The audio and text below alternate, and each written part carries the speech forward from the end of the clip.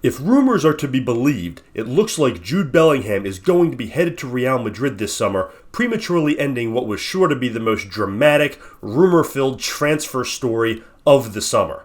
And that's great for Real Madrid, and it's great for Jude Bellingham. But what it means to me is it's time for Real Madrid, Barcelona, and La Liga to shut up about their lack of money and stop crying poor. We're going to talk about that and more here on Pints and Punditry.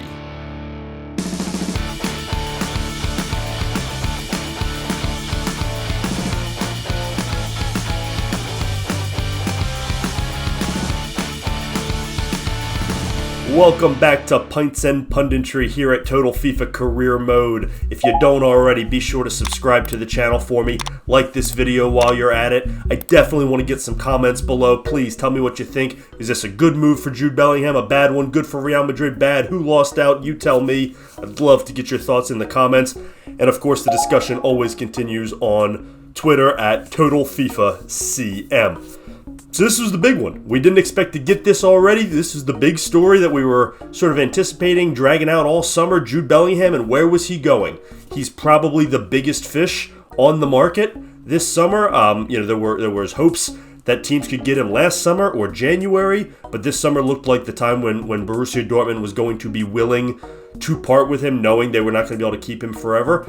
And, Liverpool had already pulled themselves out of the race, supposedly, and it was really down to two teams, Manchester City and Real Madrid. As, if you looked at the Venn diagram of clubs that can afford him and clubs that need him, those are really the only two that fit both categories. So this had become a bit of a two-man race, and Real Madrid, apparently played their card, and Bellingham's going to take it, which, great for Bellingham, I think, but we're going to talk about that in a little bit. Great for Real Madrid, probably. I actually, really love Bellingham. He's a great player. This is a centerpiece type player.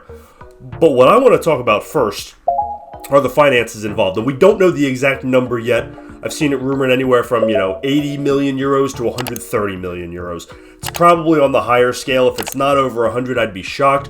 Mostly because if it's not over 100, I would have expected there to be a lot more clubs involved, and the more clubs that get involved, the higher that number goes. So if this number ends up being less than 100 million euros, I'll be shocked. So let's just assume that it's somewhere in that 110, 120 range. If you've got this kind of money, Real Madrid, you are not poor, okay? And I say that because there have been constant, endless complaints from the management groups of Real Madrid and Barcelona. Joan Laporta never stops talking about how they can't compete with the state-owned clubs. He's singling out PSG and Manchester City without a doubt. Javier Tebas, the president of La Liga, has talked about how his entire league can't compete with those clubs. Well, let me tell you, you just competed and you just won. And I'm not talking about on the pitch, where we're going to see Manchester City and Real Madrid in the Champions League again, right? But I'm talking about financially, directly financially. Real Madrid, let's just encapsulate this real quick. Real Madrid just signed the best young English player away from the Premier League and outbid what is supposedly the wealthiest team in all of Europe, in Manchester City, right? Jude Bellingham was supposed to be coming home. He's been in Germany. He hasn't played in England since he was in the lower levels with Birmingham, and he's gone off and he's played in Germany, and he was supposed to be coming home, right? He's the big English star. He's 19. He's from England. How is he not coming to an English team, right? Well, because of money.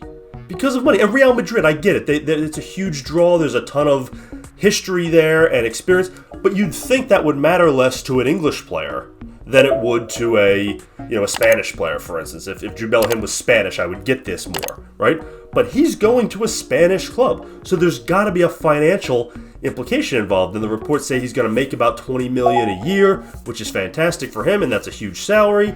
And obviously, Borussia Dortmund's going to make a ton of money here.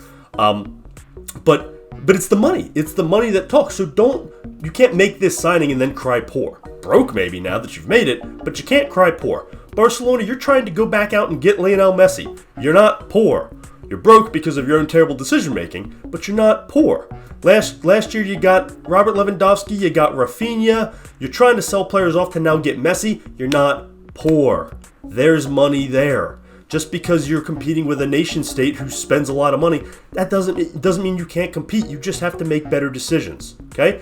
Real Madrid has not spent a ton of money lately, but they have made, typically, if you look back, since 1920 was the last time they spent a lot when they went out and got Eden Hazard. But since then, they've typically had one sort of big acquisition each year. They are taking the big fish approach because they have a ton of depth coming out of their academy. They have a ton of young players. They've sold a number off to make money. They send a lot out on loan. They get them back when they're ready. So they've got a ton of depth, so they don't need to build depth. They can take 110, 120 million euros for Bellingham, and they don't need to spread it out over 3 or 4 players the way Liverpool has said they're going to. And that's probably why City didn't end up making this move. It's not that they don't have the money. They choose typically to spread it out.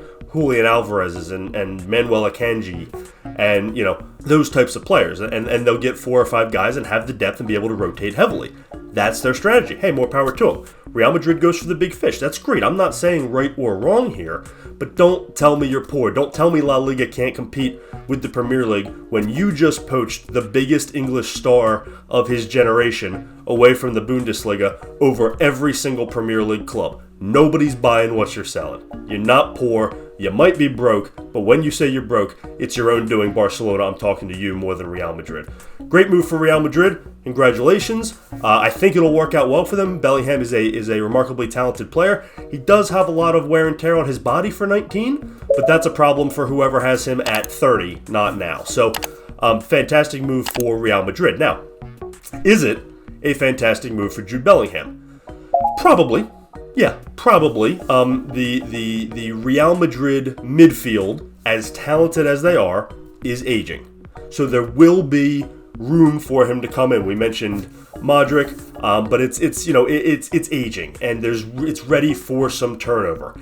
And so Bellingham shouldn't struggle for playing time, and that is always my one apprehension when a young player jumps to a big club. Did he overextend himself? We've talked about this with Ryan Gravenberch and others lately who have aimed a little too high and are now upset that they are not playing. Gravenberch jumped straight to Bayern Munich and now can't get in the rotation. Well, that's what happens when you aim too high. So Bellingham, you can't aim much higher than Real Madrid, right, in terms of competition for playing time. So that risk is there, but with an aging midfield and the investment that they're making in Bellingham and, of course, his talent level, and part of the reason he is valued so high is the potential for more growth, but also his current value. He's already, a regular on the English national team, and he's been leading Dortmund to the thick of the Bundesliga title race. And no, that's not Real Madrid, but the Bundesliga might be more competitive than La Liga this year. There's an argument to be made there. So, he's ready. He's definitely ready for this jump, and he shouldn't struggle with playing time. So that's always my one apprehension, and I guess there's a small possibility that could be a problem here, but he's probably talented enough if he goes in and performs like he should that he won't have those issues. So, hey, we didn't expect this today. I didn't think we'd get this sort of closure, and again, it is still reports. Nothing, of course, is official, but we are sort of operating, the football community is sort of operating under the assumption that it's now a done deal. So it'll be interesting to see what Manchester City then goes and does and where they turn their efforts, whether it's they get in the Declan Rice or Mason Mount race, or if they've got other guys that are not as popular as they tend to go find.